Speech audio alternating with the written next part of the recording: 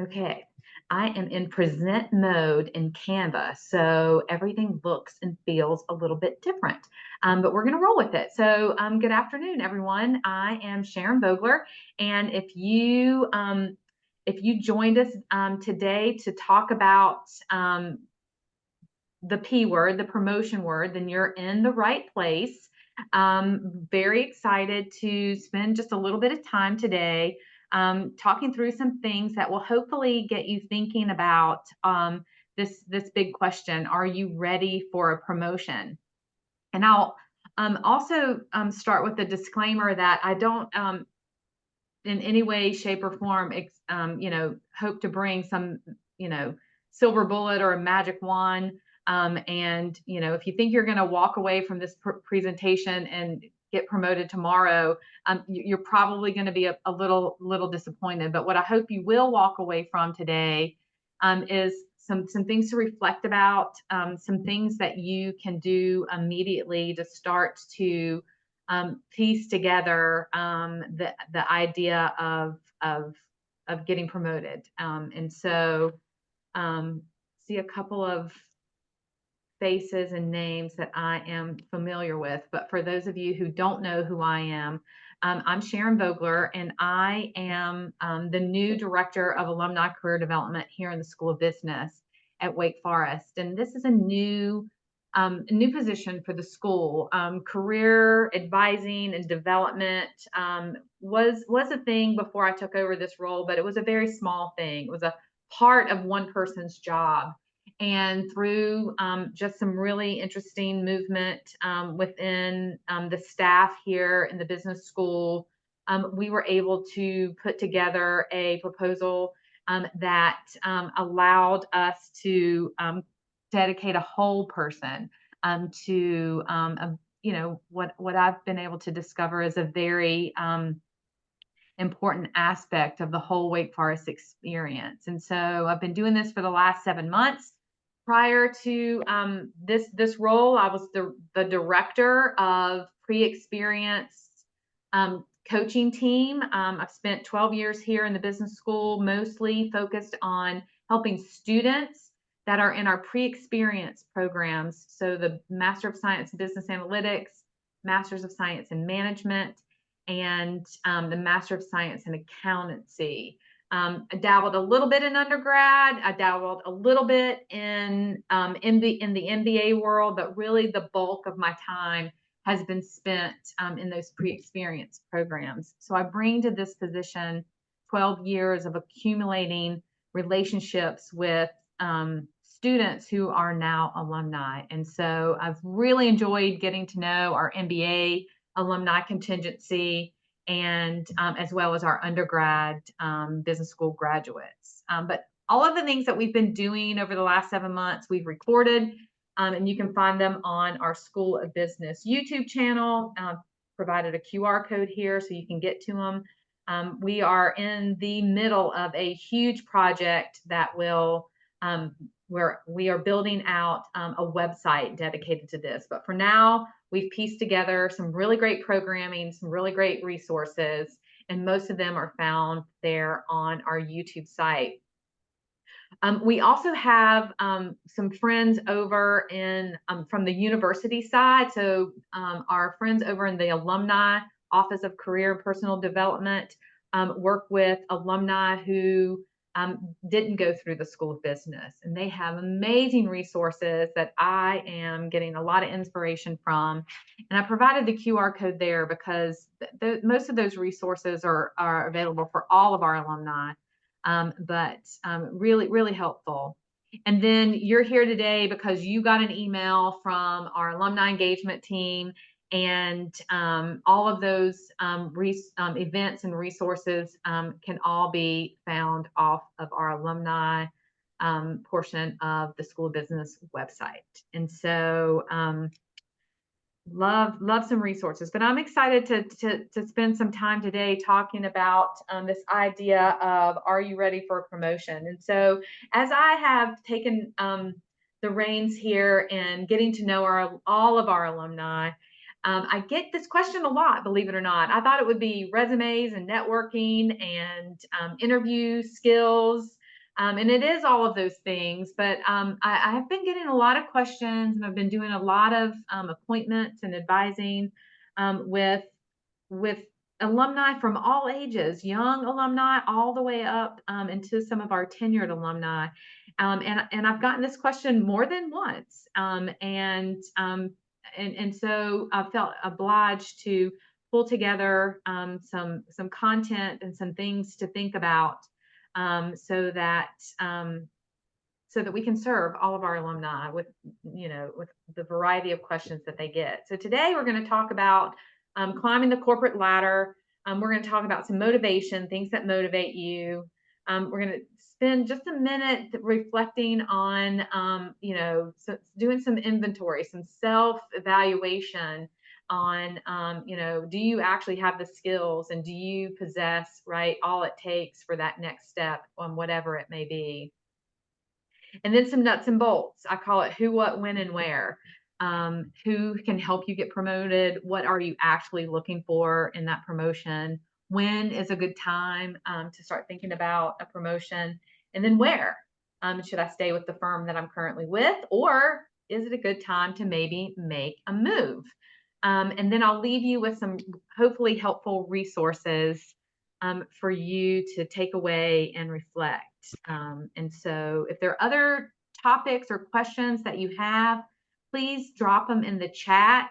I get going pretty fast and furious, so sometimes it's hard for me to pay attention to the chat. But I do have some pauses in here where I will pause and check the chat box. But we've got a small group, so you feel free to unmute and stop me. I'm not going to feel like that's rude. If you have a thought or you have something to add or a question. All right. All right. So long are gone are the days where we climb this corporate ladder.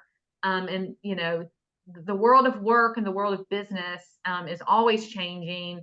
It's always evolving, but it's just not as linear as it used to be. Now, some of the consulting firms and some of the banks, some of the really big corporations, depending on the division, may have a very clear linear path, right, to partner. But a lot of companies just don't operate in that kind of culture, and so you really it's hard to think that you're going to stay with one company and you're going to climb that ladder, and you'll take one job that leads you to the next job that leads you to the next job, and your salary and your responsibilities start to add up, right, as you climb that corporate ladder. And now the talk is really about, it's really more of a lattice, right? There's just not this linear direct path to the CEO or a partner type of title. And your career can take many twists and turns, and you may have to pivot, right? And take a lateral move. This job as director of alumni career development is a complete lateral move. It wasn't a step up. And I've really had to step aside and learn some new things that will hopefully get me to the next part and phase of my career. So I challenge you all to stop thinking of it as climbing the corporate ladder, and really think about it more as you're navigating, right, this corporate lattice. And so this is the first place that we're going to stop and really reflect on some real, important things that you need to think about as you position yourself for the next move in your career. I mean, the first thing is your personal brand. And for those of you who are not familiar with this term, it's how you're leaving an impression on the people that you interact with every day at work. What are they saying about you when you're not in the room? Are they saying you're a workaholic? Are they saying you're very aggressive? Are they saying that you, are lazy? It's actually a word that I've recently heard when dealing with a colleague here in the School of Business, right? And so you need to think about, how are you showing up, right? Are you showing up every day and just doing a really good job? I hate to tell you, but showing up every day and doing a really good job isn't going to get you promoted. Back in the day, I mean, I've got a 30+ year career here. And that's how I always look at my brand, right? I'm going to outwork everybody else so that when the next promotion or the next opportunity comes my way, I'm an obvious choice. Um, you know, every culture is different, every firm is different, but it's not just that easy anymore. And so I'm going to talk about putting together a kind of a band or a personal board of directors of people who you trust, who can tell you in a very direct way how you're showing up. And it's a really important part of this journey. And so we also need to think about this emotional intelligence. And it's just as important as your IQ. It's just your EQ is just as important as your IQ. Because I use this very familiar example of Michael Scott, right? Michael Scott has very low emotional intelligence, yet he's somehow always right at the top of the branch. He's the branch manager there at Dunder Mifflin. Um, but thanks to entertainment, it's usually not that person, right? And so I would want you to think about your own emotional intelligence, and there are amazing assessments now that you can take that will actually score you in emotional intelligence. And I've shared this at the end of the deck. You can see some links to these types of assessments so that you can not only give yourself a number, but you'll see when you take the test if you're really paying attention and reading through the comments and the debrief at the end of the things that you really need to think about every day, as far as the emotional intelligence that you bring to the workplace. We're a big strengths finder organization here at Wake Forest, not just in the School of Business, but our new Dean of Students is a big advocate of focusing on our strengths.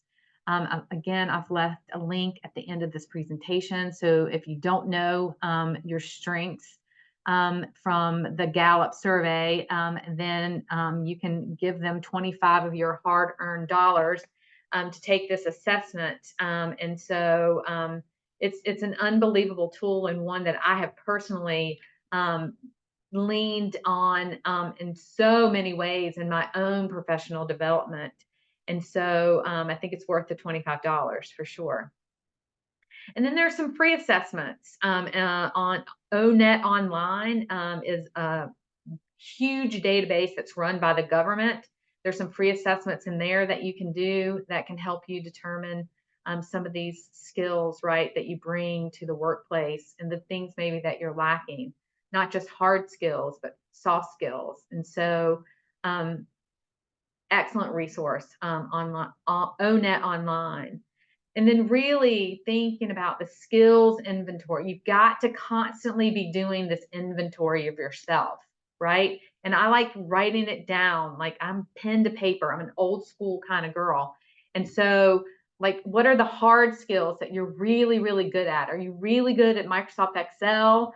Do you want to take that to a different level? Is the next job that you want something? Can you build off of that hard skill?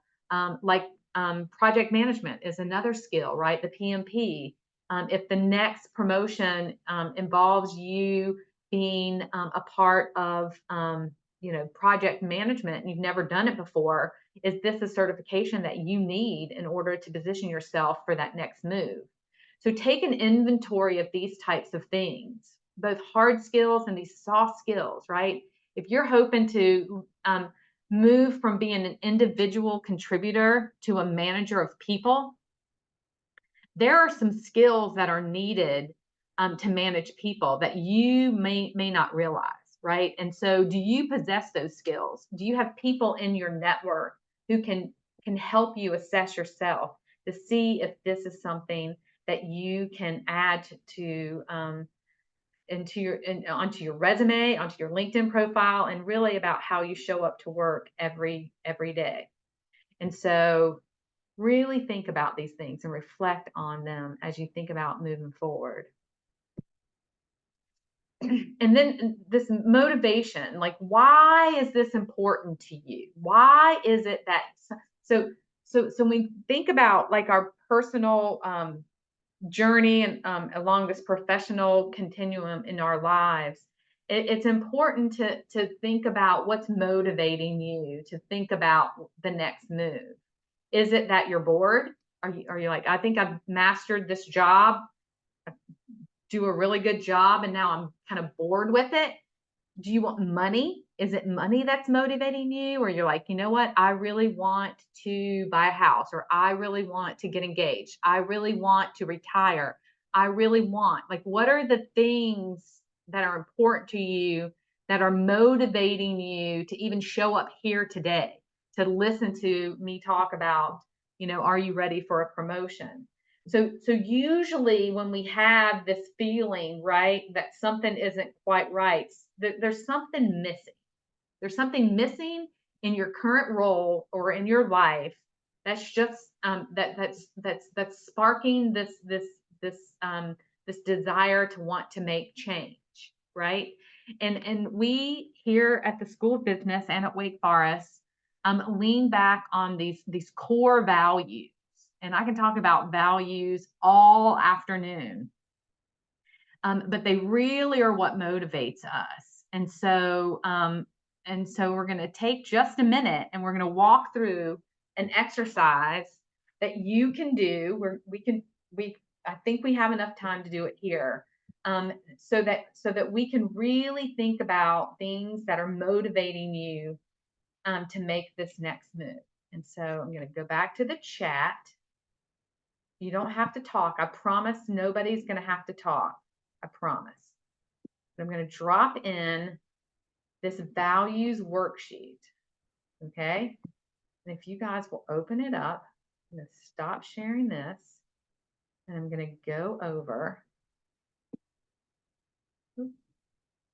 Not minimize this when you are recording. Let's just see if we can open it from here.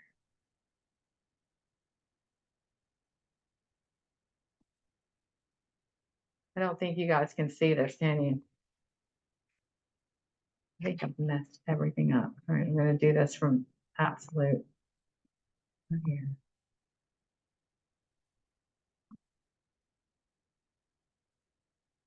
Wait just a second. So back here. And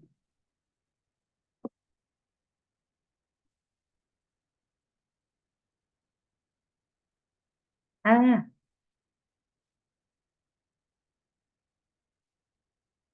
knew this. I tested this out before we got started.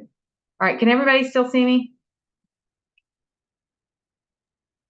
Yep, we can see you.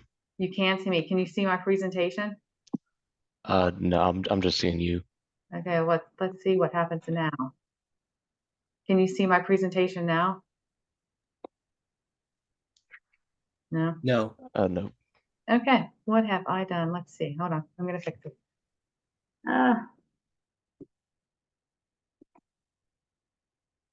Here.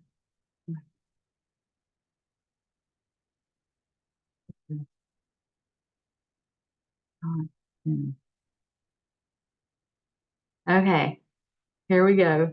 Share screen. I got it now. I'm back. Share. And now we're going to come here and we're going to hit present. Okay, did y'all get the values exercise? Did y'all get it opened up? Yep. Okay, good. All right, so let's think about it. So here they are. So we've got about 100 values here. I'm going to do this from absolute memory. We got about 100 values here, right? So I want everybody to take 1 minute and I want you to go down and don't overthink it. And I want you to pick and write at you don't have to write at the bottom because you probably didn't have time to print this out, but on a scratch piece of paper, write down the 10 values that resonate with you the most. Okay, don't overthink it. Just go through very quickly and jot down 10 that resonate with you the most.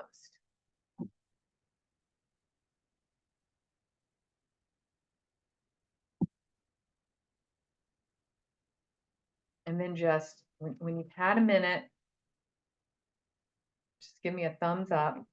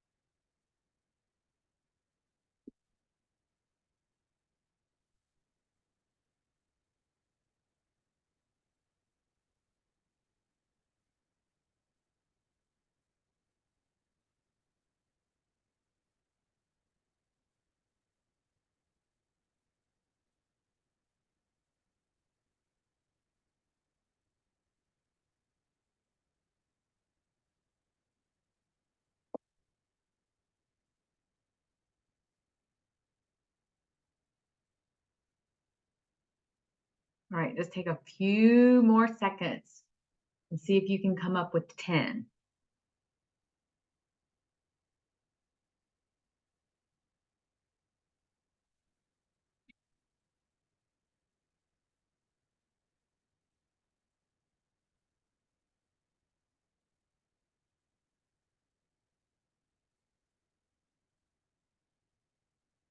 All right.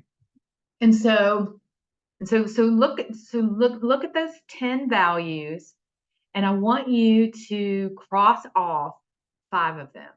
So which of the 10 that you picked really resonate with you the most? Like, is your belief stronger than your desire for money? Is your are your family values more important than the clout or the image that you present to the world? Like, which 5 really resonate with you the most? And then I want you to rank those 5: 1, 2, 3, 4, and 5. We're really going to focus on just the top 3. All right. So if we didn't have time to really reflect, and I really want you to do this after, when you have a free moment, to really think about it. But I'll share the top 3 values that I bring to life, right, to the world every day. Mine are my family. Professional development is really important to me, and this thought of philanthropy. That's why Pro Humanitate really resonates with me a lot, right? And so I was in a position before this position where I was working nonstop. I was working 90 hours, 80, 90 hours a week, completely burned out, and so very, very unhappy because I was making lots of money and I loved my job. I loved the people that I worked with, but I had no time to spend with my family. That's the most important thing to me, right? So I knew, now that I've done this exercise, reflecting back, that's what motivated me. I need to get out of this and I need to get into another position that allows me to spend more time with my family. In that same role, I found myself, showing up every day, loved my job, loved the people I worked with, was able to negotiate some things to where I wasn't working 80 hours a week. But I felt like I was the smartest person in the room. And there wasn't this idea of growth, right? And so I wanted to work at a place that was a place where I could continue to learn and grow. I wanted to not be the smartest person in the room. And so when I made this move to Wake Forest, and boy, did I get exactly what I was looking for. I am constantly around people who are brilliant, like almost to the imposter. I have the imposter syndrome when I show up to work every day, because I'm working with PhDs and I'm working with, brilliant students, and colleagues who have master's degrees. I don't have a master's degree, right? And so that's why I can say, right, think about this idea of helping others, philanthropy. I can show up every day. I can have plenty of energy left for my family. I'm around really smart people that help me develop professionally, and I'm in a role where I get to help others, right? And so some of those things were missing in my other job. So I knew it was time to make a move. And I knew the company that I worked for at the time, they were not going to be able to provide me with this type of stuff. And so, right, that gut feeling that it's time to make a move. And then I would also challenge everyone to think about those top three values, um, and um, and how they're showing up for you every day and the decisions that you make. And then put together some smart goals, put together some timely, measurable, achievable goals, right? That help fuel those values. And so if I think about family being my number one value that motivates me every single day, I you know, a smart goal that I would set for myself is to plan a vacation with my mom and my sister, right? I don't get to spend enough time with them, and I live here in the city because of them, and I want to be close to them. Yet I don't see them as much as I'd like. So let's plan a girls' weekend and go and do something fun together. And then when I think about professional development, what are some things that that I need in order to do this job better, right? Is there a book I need to read? Is there a class I need to take? Are there people I need to talk to that can help me, right? Continue to grow and be able to help others in this way. And so I hope this was a helpful exercise for you. I think it's important as we think about this motivation, like what's motivating you to want a promotion? What's motivating you to want to make a change? And it's really, we can really think back about these core values and how they're showing up every day. And they will be the fuel that helps you propel forward.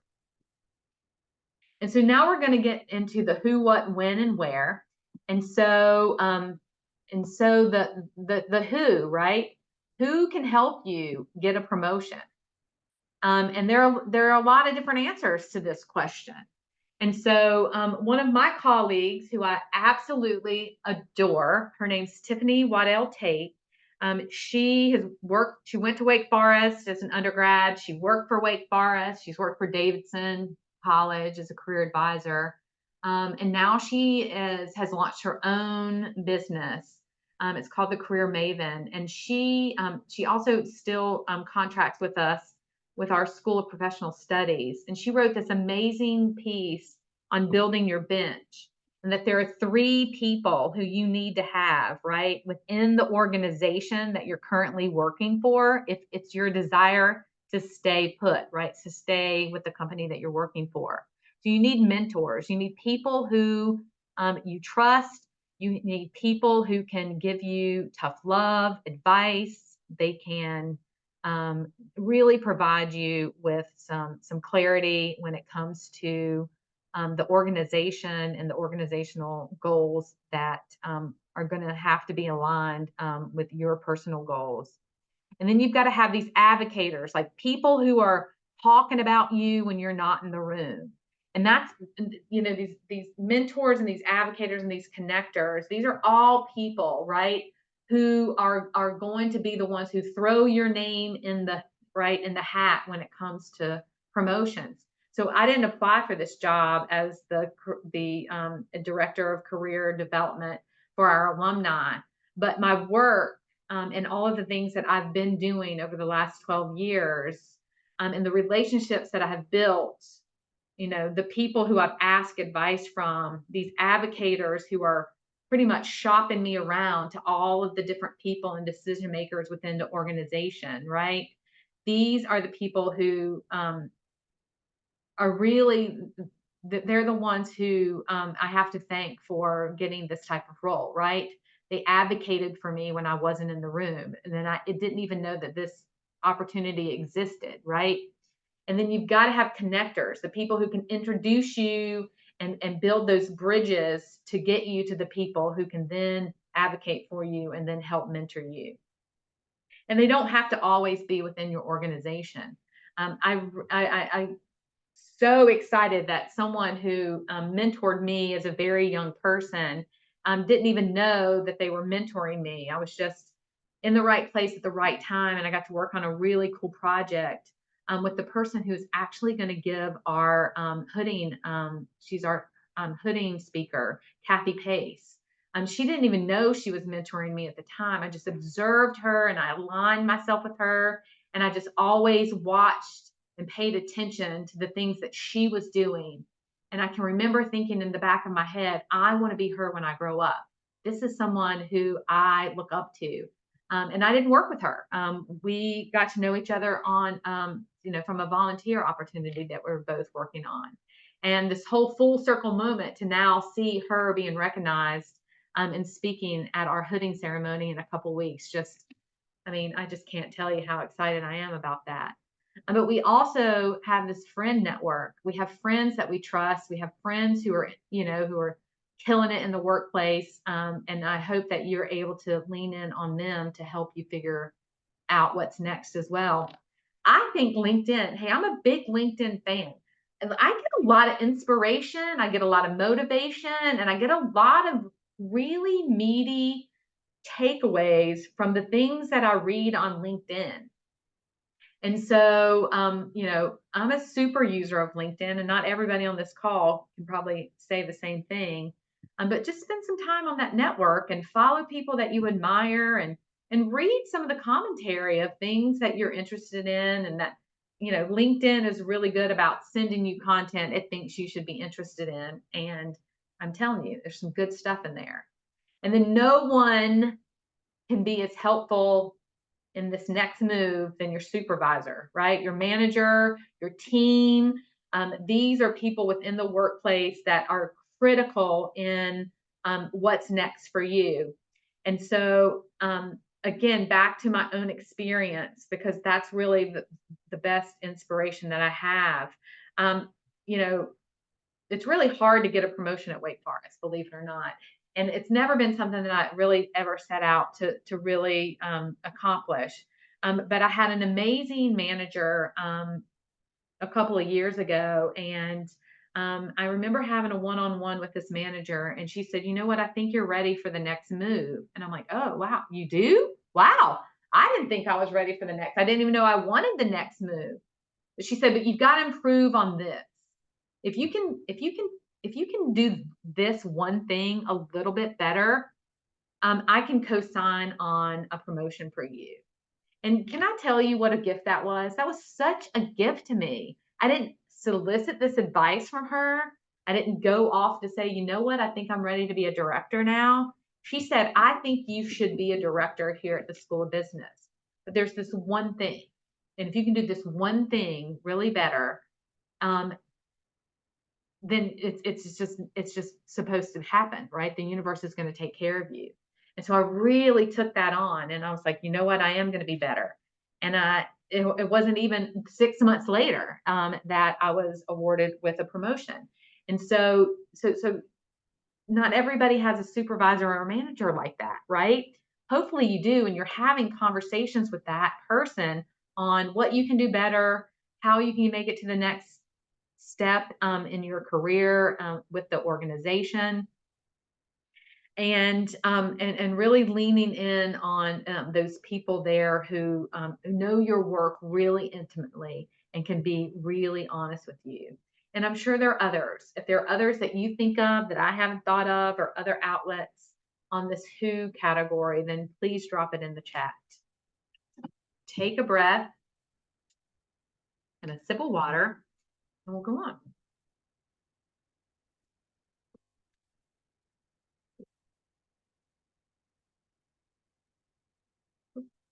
Go ahead. Oh, okay. So I recently did a session on how to build relationships at work, and I threw this slide in here because I think it's also really helpful to think about how you're showing up at work and how to build relationships at work. And so this all, you really want to be authentic. I think that if we lead with authenticity in the workplace, then you're going to be much happier, and this natural progression will start to happen for you. And so I mentioned it earlier, right? To align yourself with people that you admire. and almost attaching yourself to them. It's real easy for me to do that because I'm an extrovert and I love people and I love collecting people in my network and I love collecting friends, and I just think it's just a part of what I lead with every day. But there's not everyone has that natural ability. But you have to think about who are you aligning yourself with at work. So think about that, and then don't be afraid, right? Be brave and ask, right? Ask people to mentor you. Ask people, right, for projects. Even if you are not asked to do something in the workplace or it's not naturally a part of your job description, volunteer for projects. One of my colleagues is anxious and eager to get promoted, and she knows that she's never managed people. She's an individual contributor. How in the world am I ever going to get this experience to make it to the next level if I've never managed people before? So she raised her hand and she said, "You know what? We have this group of career peers. I want to manage that whole project. I want to be their supervisor." And she's knocked it out of the park. And so guess what, guys? 6 months later, she can put that on her resume now, that she has actually managed a group of student workers, right? And it solved a huge problem for us. I didn't want to do it. She wanted the experience, so everybody wins, right? So she was very courageous, and she asked. She was very brave to say, "I have the ability to do this. I want to do it." She solved a problem, and she knocked it out of the park. It's just a part of her building her brand here within the workplace. And it's also just building this brand of someone who says yes, and they follow up and they follow through and they do what they say that they're going to do. And then the what, right? I love this slide. It's one that I challenge you all to really think about. Know what you want. Know what you want. Is it money? If you want more money and that's what's driving you for this next, right, stop in your career, you got to realize that that money comes with responsibility. Okay. And so I sit in a really unique place here where I've seen students very eager for their first job, and they're all very motivated towards money. Okay. And it blows my mind, some of these salaries that they're walking out of the School of Business with. It would blow your mind too. Um, and I'm always very quick to say, I want you to understand that if you're going to make $100,000 a year working for one of these big consulting companies, I want you to understand what that really means, and how much you're going to work for that money. Okay. So you really got to think about this. If you want to manage people, it's not glamorous. Raise your hand if you manage people and you're like, these people drain me with every little thing. Even if you have the most highly productive teams, if you have the most dedicated workforce on your team, if you manage them, that's still a burden, right? It's if you take that job as manager really serious, you take their experience, you bring their experience and their job satisfaction with you to work every day too. Are my people happy? Right? Am I providing them a space and a place where they can contribute and grow and learn? Right? There's a burden to that. And then if I get I want to do a whole research project about this remote work, right? A lot of people are motivated to now leave their jobs where it's maybe in person or hybrid because they want remote. There's a trade-off for that. There's a big trade-off if you leave an in-person or even a hybrid work environment for remote. And it could be that your ability to build relationships with all of these people might not get you to the next level in your career that you think. There's also a lot of isolation that goes on with remote work that people don't truly understand until they do it. And then document your accomplishments. I just did a panel a couple weeks ago, and I had an alum on the panel, and her boss Her name is Liz, so this makes a lot of sense.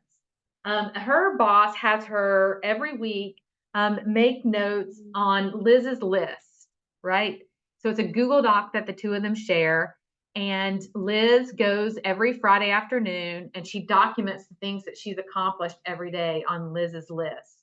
Her boss also goes in and makes comments on the things that Liz has accomplished, and they work on this list together. I think that's brilliant. Like, I am going to absolutely incorporate that the next time I have direct reports. So you really want to document these accomplishments, because some companies actually have you apply for promotions and you have to interview for them. And so what happens then is that you have to think back, right? And think like, what did I accomplish? What is the value that I bring to this next job? But just keep this running list, and you won't have to think as hard when the time comes for you to apply for that next job. And you got to be able to ask. You got to be able. Back to that bravery. You've got to be able to be brave in order to ask what you think that you deserve and ask what you actually deserve. All right. So really think about and reflect on what do you want here, and what's going to come, right, with these changes. And then the win. I love this. And I know it's long. I know it's a long quote, and I'm not supposed to put all of these words on a slide. But a professor that we have here, we were in a meeting a few weeks ago about something completely different. And he made this comment about climbing the corporate ladder. And of course, I knew I had this coming up, so I perked right up. And he said that you should spend the first 6 to 9 months learning a job, 6 to 9 months doing the job, 6 to 9 months improving the job. I love that section the most. And then 6 to 9 months leaving a job, right? Positioning yourself for an advancement into a new role. And your goal should be to transition into a new role, not necessarily promotions. Remember that lattice that I talked about, every 2 or 3 years, right? And so a lot of the people that I work with really want this kind of like structured, like, tell me the timeline. How long should I wait? And I think this is a really fantastic way to approach it, right? And so 2 to 3 years, every 2 to 3 years, 6 to 9 months. And then where, right? Sometimes the company that you're working for just may not be able to fuel that value system that we talked about earlier. And you got to know when to hold them and you got to know when to fold them, right? That means I'm out. Like, this has been great. This has been fun, but I need to take, right?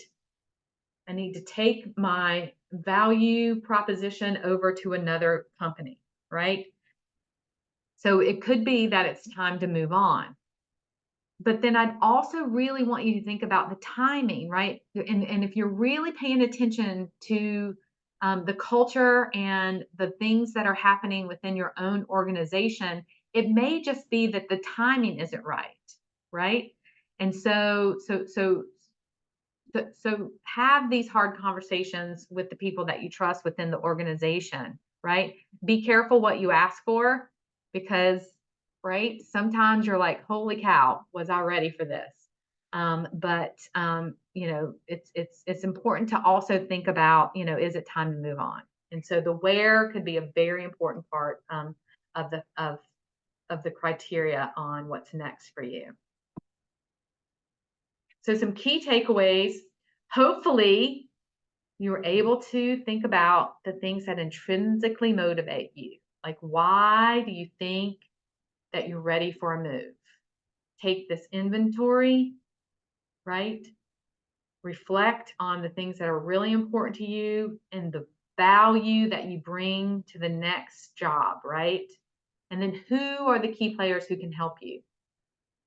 Don't be afraid to ask for what you want. But in the end, timing is everything. Timing is everything. And so that'll open it up for questions. And I will leave you with those resources that I promised. So does anybody have any questions? We have a few minutes.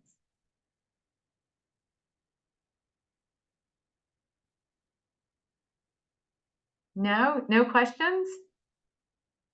I'll give you 15 minutes back in your day. I hope that you will continue to sign up for more events like this. If you have ideas on programming that you think would be helpful, please send me an email. And I absolutely hope everyone finds me on LinkedIn. I in LinkedIn every day. I check my messages constantly. It's on my phone. I've got notifications coming to my email. And so find me on LinkedIn, and I hope everybody has a great weekend and go Deeks.